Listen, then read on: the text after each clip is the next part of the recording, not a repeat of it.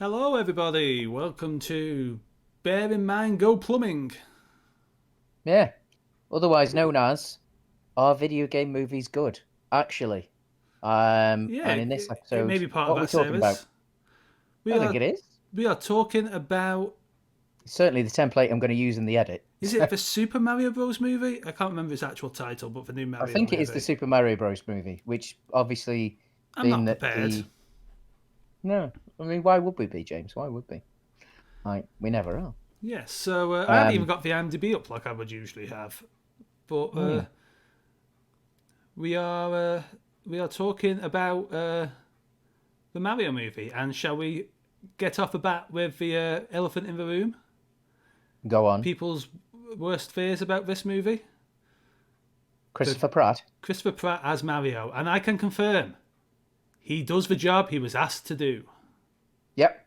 As Um, a friend of the channel, and you will have seen him on here, Jord. I asked him after he saw it for the first time how Chris Pratt was, and they were exact words he gave me. And when I went and saw it, I was like, "Yep, he was exactly right. He delivers yeah, the exact Mario performance I'm pretty sure the directors asked him to deliver, yeah. which is a As dude much as from Brooklyn." as much as I'm not a fan of Chris Pratt the person, I think the roles that he does tend to get, he does a perfectly fine job of. Charlie Day's Um, Luigi, though. oh yes, But like again, does exactly what I asked. hmm, It's a dude from Brooklyn because yeah, they decided to remake the '90s movie. yeah. That's Yeah, the. I mean, like that fundamentally, people. this is a remake of the '90s film. Yeah, Yeah, people will look at it and go, "You're crazy. It's nothing like the '90s movie." And it's like, yes, it's much more visually accurate to the Mario franchise as it is today, and it is and worth pointing tonally, out. Pardon? Yes, and but tonally, it's also yeah. worth pointing out when they made that '90s movie, what was the tone they were really aping? There wasn't much for them to kind of adapt into a film Mm. in the '90s. Like what? No, there wasn't. At most, we'd And had three Mario movies, if that. I mean, three three Mario Mario games. games, if that. Uh, Mario Brothers games, obviously. yeah, yeah. There's Mario Brothers Uh, before Super Mario Bros. mm. And there's Donkey Kong. And there's that. Wasn't wasn't there like an American reskinning of something as Well, well? Super Mario 2 in America, well, in the West, is different to Super Mario 2 in Japan. Mm. Super Mario 2 in Um, Japan was just extra, was just more Super Mario 1, but harder. So they mm, reskinned a platform game that was made for a festival that was happening in Japan. There was some kind of festival going on, and there was a game tie-in to this festival, and it got mm, reskinned as a Mario game in the West because Nintendo of America were like, "We're not going to be able to sell the Super Mario 2 you've made. We need something else," so they reskinned mm. that, and that's a little bit of Mario history for you guys. But yeah, I mean, we discussed it in the episode that we Yeah, talked about the Bob Hoskins film. and you can see Um, that. Maybe we'll even link to it. Who knows? It could be around our heads. Potentially, yeah, yeah. It's definitely going to be on the same playlist as this, so don't Yeah, worry about but that. so yeah, we return to Brooklyn, where it's two Hmm, Brooklyn plumbers who get lost in the sewer yep. and end up in Isekai style in the Mushroom Kingdom. Mm. I mean, I guess it's accurate. The thing is, with recent like Mario canon, it's like, is he from New York? Is he from New Donk City originally? Because could this have been, instead of being Brooklyn, could this have been New Donk City? I mean, the mayor is Pauline, who is the mayor in the games of New Donk City. It's a Well, weird but interesting choice making them from literal Brooklyn. I think it's just to ground it a little, to make it like, because as big as Mario is, like obviously Mario is arguably the biggest computer game character ever.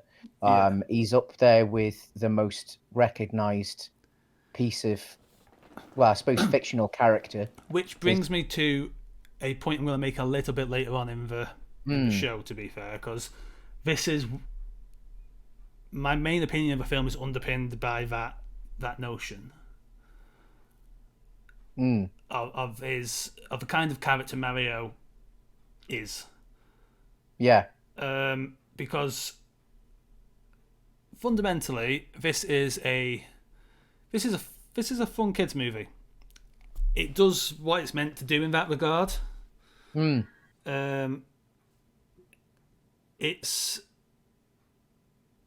It just doesn't excel beyond it in any way, shape, or form. Yeah, and I'll give you that. I think I very much enjoyed it. And there's nothing wrong with kids' but- movies made for No. kids to be enjoyed by kids. For that is a perfectly fine and Oh yeah. form Yeah. of I entertainment. mean, obviously, on this channel, we've talked about Star Trek Prodigy, which is not a movie, but it's a TV Yeah. series, specifically made for children, which we've admitted on there is not necessarily exactly for us. I But don't know. I enjoy it in the same way. No, I I think enjoy it. I think but Prodigy again, I think- is enjoyable in yeah. the same way the Clone Wars or Rebels are enjoyable, which are kids' cartoons again in the Star Wars franchise. But although that becomes more debatable as at least as the Clone Wars goes on and Yes. becomes the Bad Batch, it's more debatable on who the target audience there is. But at least early Clone Wars and Rebels are I think you could potentially argue with that because it ran so long. It's a little bit like Harry Potter in that by the time you get to the later films, Yeah. it can be a little bit darker because those who would have gone to the first film would be potentially significantly old. Well, they would have been significantly older by the time, and therefore, if you grow up with Clone Wars, Yes. then there are things that are successfully all ages, and there are things that I think are designed fundamentally for children. And I would say this veers more to the left, to that side of it, than it does the all ages side. That said, again, Jack Black's Bowser, very fun. I think there's enough in this for the parents who were taking their children that they wouldn't be bored. I see a lot of Like- films went on my own to the cinema. Yeah. Let's say I had a fine time. It just the thing is, it's Mario. What are you adapting? Even Yeah, now, because there's a there's not exactly fundamentally plot. no, and there's a fundamental lack of personality. Isn't right because Mario does have a personality, and I guess I'm going to get onto my point now. He has a personality in the same way modern Mickey has a personality, which is significantly less than what the kind of personality classic Mickey had. Yeah. It's also part of the key issues with Space Jam as a film and why Space Jam is a bad Looney Tunes movie. Because Space Jam Did you see the sequel? Because I didn't. No. I mean, because, and again, everyone of a similar age to me will probably, you can at me in the comments for anyone who is watching this, but I doubt anyone is because, why would they watch us? But Space Jam is a bad movie. And not just a bad movie, it's a bad Looney Tunes movie. I mean, I loved it. I absolutely loved it. But then It shows the characters of the intrinsic things that make them who they are to try and make them palpable corporate logos. As in, it was easier to do with Mickey because Mickey, it happened gradually over a long period of time and he wasn't as defined in the first place. Yeah. Although early Mickey, especially Mickey Sunday, like Mickey newspaper comics, Yeah. lots of personality. But there's a reason Duck comics, when it comes to Disney comics in Europe, things are generally more popular than Mouse comics because Donald Duck is where, when Mickey lost the personality, Donald Duck is where the personality landed. You can do more with the ducks than you can do with Mickey Mouse because Mickey Mouse is a face of a company. Yeah. He is a corporate icon that we occasionally tell stories around, but these days we don't even do that because he's too important as a logo. Yeah, he's too important as the corporate face. Although I say that, there's been some great Mickey Mouse shorts in recent years that are actually weird and odd and radical. Oh yeah. And they're definitely worth a watch on Disney Plus if you. The ones that are set in different countries are the World of Mickey Mouse, and that's a follow up to a previous short series.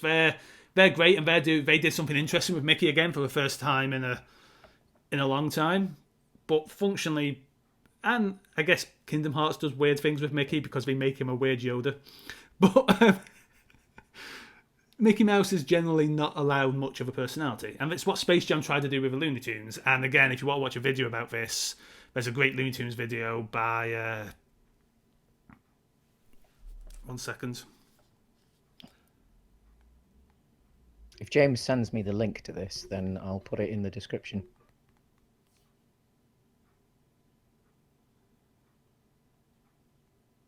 Oh God, why is the name Matt? Like vamp for a minute while I find this. So this was, I think we're hit the nail on the head really, that this was made for kids. Not that there's anything wrong with that. In fact, if anything, I think it's even more important now to have kids films for the cinema to try and keep cinema alive. Really, this was the first film that my 4-year-old nephew actually went to the cinema for, and he has, as far as I'm aware, absolutely no knowledge of Mario before this, because they don't own. Well, they have a Wii in the house, but it's in the loft, so it's not like they've ever played it in front of him. So I don't think he has any real knowledge of who or what Mario is. So this was his first exposure. Absolutely bloody loved it. They've been twice now. He's had them buy him a Super Mario Brothers hoodie, all sorts of stuff. So like, it's certainly, obviously from a financial standpoint, it's probably done the job because it's doing huge money at the cinema. As far as like selling the character to new people as well, like my nephew, who once he's old enough will possibly start playing the games. It's certainly going to bring in new audiences, in the sense of young new audiences that possibly maybe wouldn't have maybe even thought about buying a Switch and thought about getting the new Mario game. Sorry for yawning during that. Yeah. But yeah, Patrick Willems did a great video on Looney Tunes recently. I mean, all his videos on film are great. He's probably one of the best film essayists on YouTube, to be fair. But yeah, the Looney Tunes are such strong forces of personality. They resisted having their personalities shown, and that's part of the reason no one really does anything with them anymore. There's some great shorts again that came out recently, but they're buried on a HBO streaming service that'll probably take them off any moment now. Yeah, but but Mickey did successfully have identity shown from him to become for corporate IP, and Mario is that for Nintendo. Mario is a mostly kind of bland corporate icon. There's a reason it's Luigi that gets the weird games, right? Like, Luigi gets to explore haunted mansions because no one cares about Luigi. You see, that's the sequel I want to see, because there was a nice little hint of it in this. Like, Mario has. I would love to see that. So, like, I know obviously he's in everything. There's different variant versions of Mario games, but a core Mario game follows a relatively, and they're fantastic. But Mario has to be Mario, which is kind of just corporately being there. And but I think Mario never really got to a point where he did have a personality. No, as such. He didn't. Like, and I think so. It's an odd one in a way, in that like he never got to a point that you had to then pull it back. It's one thing this actually highlights to me how we probably could actually have a successful, because this functions perfectly fine as an adventure movie with Mario as the central character. His most complex feeling is he's got dad issues. Yeah. But I think we could have a feature-length Mickey Mouse film again. This proves you can actually tell a fully. It sounds like I'm being harsh on the film, and again, it's perfectly fine, and it proves you can tell a perfectly functional adventure movie around a corporate IP character that you can't take risks with. Yeah. And while it wouldn't give us a brilliant, fun, risky Mickey movie, we could have a fun adventure Mickey movie for kids again, and it would probably be okay. Oh, definitely. Yeah, yeah. Like, I think I mean, this proves that is something Disney could do. even if it's Mickey playing another, like, because obviously there's Mickey being Mickey and there's Mickey being like Yes. Mickey's almost sometimes an actor. I think straight Mickey. I think Mickey is an actor. Yeah. In the same way that the Muppets are actors and what have you. And like so they could just play it safe and do a full feature length remake of, say, The Magician's Apprentice. And that would be interesting enough. Like, because then I suppose one of the ways you get around the Mickey as a corporate logo is if Mickey is an actor. Yes, there is that. Yeah. Again, I suppose in the same way that, like, it would take a while for them to do this, but in the way that the Muppets behave. Like, the Muppets can get away with so much because the Muppets are actors, like, who just happen to work for Jim Henson Productions. But I also do think it's telling that the biggest thoughts and feelings this film evoked in me were the interest I have in how corporations handle IP, because it is something I get relatively in the rabbit hole about sometimes, like who has rights to certain things and how they use those rights. Worth noting, I think it's next year or the year after, we can all use Steamboat Willie Mickey. No other version of Mickey, but Steamboat Willie Mickey's fair use after. Yeah. So if you want to do some black and white boat riding mouse cartoons. Last week tonight, John Oliver had him on the show a year early, saying like, "We'll risk it," and had Mickey Mouse on the show the other week. But yeah, those are most of my thoughts about it. I don't have many more thoughts about the film itself outside of, like, it looked very, very nice. Like, the animation was top notch. I thought the animation was lovely, actually. It was exactly right for what Mario should look like, at least as a cartoon film, anyway. The core cast did a fundamentally great job. I loved Keegan. Keegan-Michael Key. I loved his Toad. His Toad was brilliant. And Seth Rogen's Donkey Kong also pretty solid. It was. I like how Mario and Donkey Kong bond over their daddy issues. Yeah. It was another one where, because obviously there's quite a lot of discourse about professional physical actors taking the jobs of what would be voice actors in recent years. Unfortunately, why it wasn't what Robin Williams wanted, and that's why he didn't come back for the first Aladdin sequel, because Disney had crossed he thought Disney had crossed kind of the line. Why it wasn't what he wanted when Robin Williams played the genie, that we let that out of the box, and it's never going back in again. Like, the problem is names do sell, and names sell films to parents. Yeah. And as long as that's the case, I think at least films of this level, there's a reason, like, and voice acting is acting. Let's not pretend there's a. I'm not saying it isn't. But like, there's a reason, like, normal cartoons, anime, video games are where a lot of that work is, and not in the big films, because the big films, if it can hire a celebrity actor for the poster, they are going to do so. That said, Jack Black is a great voice actor in and of himself as well. He's done a lot of voice work over the years. He's very good at it. I think he was also a suitable person to play Bowser. Yeah. Like he feels like, again, I mean, like when you're looking at Mario, and we've just discussed this, like there's so little personality to things But that yeah, like you need someone who genuinely physically understands the medium, and he's a big gamer. yeah.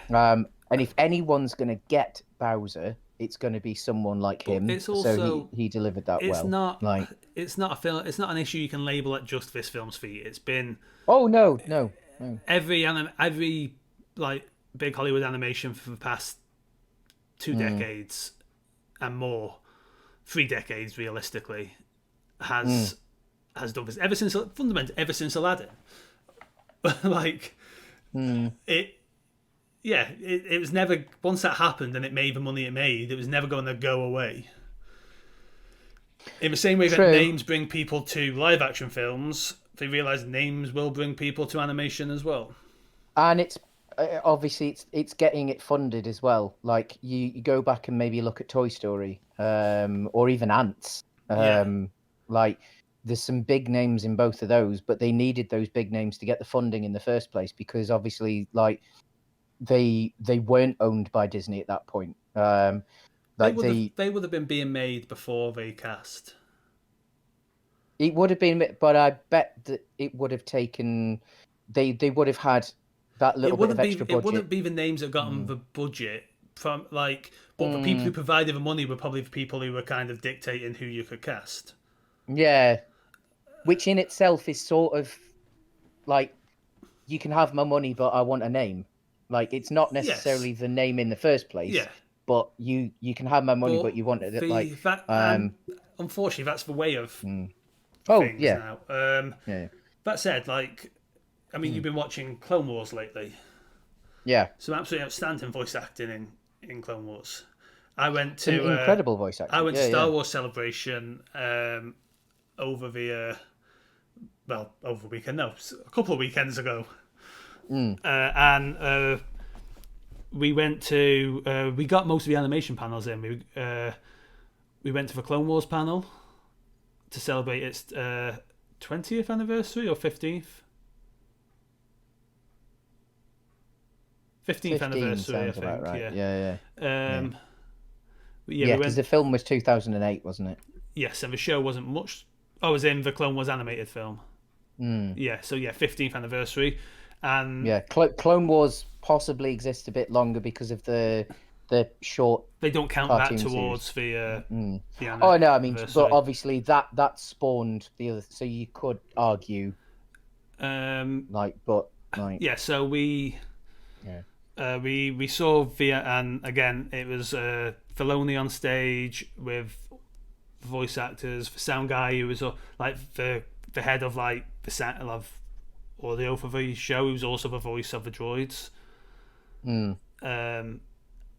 it was great watching them on. And then we went the night after, the evening after, there was the animation game night panel, which was all the voice actors in the Clone Wars just like doing a quiz, like doing a game show on stage, and they all did various bits. And then we went to the Bad Batch panel as well, which again had various producers, directors on that, and the head writer, and also had the voice actress who plays Omega, and Bradley D. Baker as well. Who his clones are just the things that man can do with his voice is just like, he's also plays the little furry bear Nubs in the new Young Jedi Adventures, because he's great at creature sounds too. But like on stage watching him, because obviously you haven't met the batch where you're up to in the Clone Wars yet, I would have thought. No, I'm their last season thing, but like, the thing with batches, they are distinctive clones. They're clones that aren't quite full clones, so they do have a more varied voice between them all. And watching him flip between them on stage, like almost having a conversation with himself, is an impressive feat. Like, yeah, no, I can imagine. I mean, I've seen like videos of Seth MacFarlane recording Yeah. all sides of the conversation between like Peter and Quagmire and Brian, and I mean obviously that's impressive because that's like, but they're three very different voices, and one of them is essentially his own. Yes. Whereas like the clones are close enough to each other, and where actually like that would be the real test of skill of making each of them individual enough, but also they essentially have the same voice.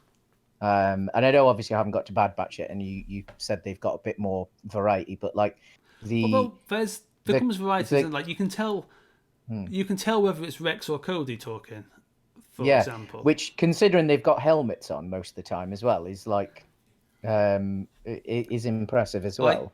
and I like how Rex and Cody kind of form up to be close. Like, they take on elements of their generals in personality. Like Cody, like Obi-Wan, is much more But like then I by suppose the because book, and they've had yeah, accelerated growth. They're really only 10 years old. So they're still essentially children. Like, of course, they like their generals are essentially their dads.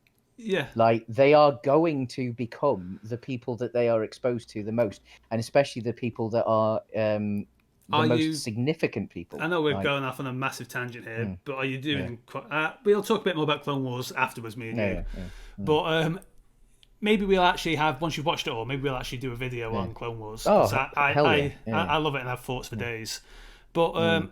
bringing us to a conclusion, I would say if you have young uns, take them to see this film. It's a lot of fun. If you don't and you like Mario, it's still worth watching. Yeah. I It's all think right. like it's It's like all because right. it's towards the end of its run now. You might be able to get some nice cheap screenings Yeah, like at certain, or obviously if you've got like a cinema pass like James does. I I don't think you'll regret it. It's 90 minutes of fun. So I think to answer the question, are video game movies good? Actually, yeah, probably. yeah, yeah, yeah, yeah. I think for us, a slightly cynical older men, like it might not be exactly what for us, but knowing how much my nephew absolutely Yeah, adores it, and like that's what it's for. So if I that would say yes, video game movies are good actually. and as an outcome, it successfully did its job. Then in that Exactly. case, Yeah, yeah, so yeah. yeah, we shall. I mean, I'm sure you'll see plenty of wrestling videos off Matt again, because that's fundamentally what the channel is these days. But Yes, I'll be recording one immediately after this. Because it's been another premium live event. you got to see Mm, you got to see my mug this week, and yeah, you will see me again one day. yeah. Until then, It's yeah, be like a bear. I don't know. I haven't got a sign yeah, off. I know. Yeah, we've never really properly had Yeah, one. eat honey. So yeah, steal them picnic baskets. Bye bye, See you later. folks.